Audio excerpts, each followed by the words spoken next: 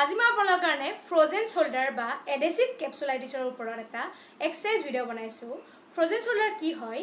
যেতিয়া আপোনাৰ জইনৰ ভিতৰত থকা ক্যাপসুল বিলাক টাইট হৈ যায়, মানে আঠা খাই ধৰে আৰু ইনফ্লেম হৈ থাকে জইনটো, তেতিয়া আপোনাৰ মুভমেন্ট বিলাক খুব পেইনফুল হয়।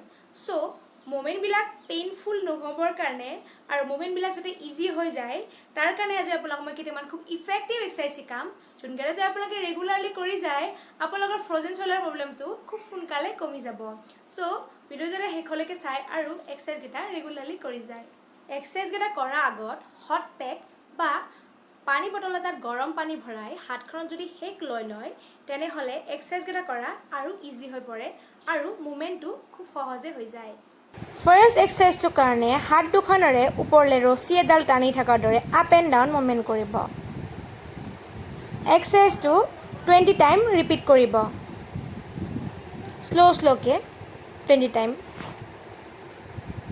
সেকেন্ড এক্সাৰসাইজটোৰ কাৰণে হাতত এটা লাইট ওয়েট লৈ ল'ব, নহলে বা পানী বটল এটা লৈ ল'ব। দেন হাতখন ফ্ৰণ্ট টু বেক মুভমেন্ট কৰিব। এক্সাৰসাইজটো 20 টাইম ৰিপিট কৰিব। থাৰ্ড এক্সাৰসাইজটোৰ কাৰণে সেম পজিশনত হাতখন সাইড টু সাইড মুভমেন্ট কৰিব। সাইডৰ ফালে নিব, দেন হাতখন ভিতৰৰ ফালে আনিব। এক্সাৰসাইজটো 20 টাইম ৰিপিট কৰিব। ফ'ৰ্থ এক্সাৰসাইজটোৰ কাৰণে সেম পজিশনত হাতখন ৰাউণ্ড ৰাউণ্ডকৈ মুভমেন্ট কৰিব। এটা কথা মনত ৰাখিব, কিলাকুটি যাতে সিধা থাকে, বেণ্ড যাতে নকৰে। এক্সাৰসাইজটো 20 টাইম ৰিপিট কৰিব। ফিফথ এক্সাৰসাইজটোৰ কাৰণে হাত দুখনেৰে পিঠিখনত স্কুইজ কৰিব। 30 সেকেন্ড হোল্ড কৰিব, 10 ৰিলিজ কৰিব। স্কুইজ কৰিব, 10 ৰিলিজ কৰিব। ছিক্স এক্সাৰসাইজটোৰ কাৰণে হাতত টাৱেল বা গামোচা এখন লৈ ল'ব, 10 পিঠিৰ ফালে ধৰি ল'ব, দেন হাত দুখনেৰে টাৱেল বা গামোচাখন টানিব। প্ৰথমতে ওপৰৰ ফালে টানিব, দেন তল ফালে টানিব। এক্সাৰসাইজটো 20 টাইম ৰিপিট কৰিব।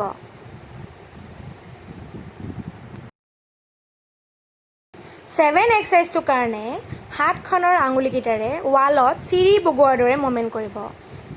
এক্সাৰসাইজটো 30 টাইম ৰিপিট কৰিব। আঙুলিকেইটাৰে ৱালত চিৰি বগোৱাৰ দৰে মুভমেন্ট কৰিব, শ্লোকে, আৰু কিলাকুটিটো যাতে চিধা ৰাখে। এইট এক্সাৰসাইজৰ কাৰণে হাতত এখন টাৱেল বা গামোচা লৈ ল'ব, দেন হাফ চাৰ্কেল মুভমেন্ট কৰিব হাতখনেৰে। এক্সাৰসাইজটো 30 টাইম ৰিপিট কৰিব। ভিডিওটো চাই যদি ভাল লাগিল থাম্বছ আপ বাটনটো ক্লিক কৰি দিব আৰু মোৰ চেনেলটো সাবস্ক্ৰাইব কৰি দিব, যাতে মোৰ নতুন নতুন ভিডিওবিলাক আপোনালোকে পাই থাকে। Thank U.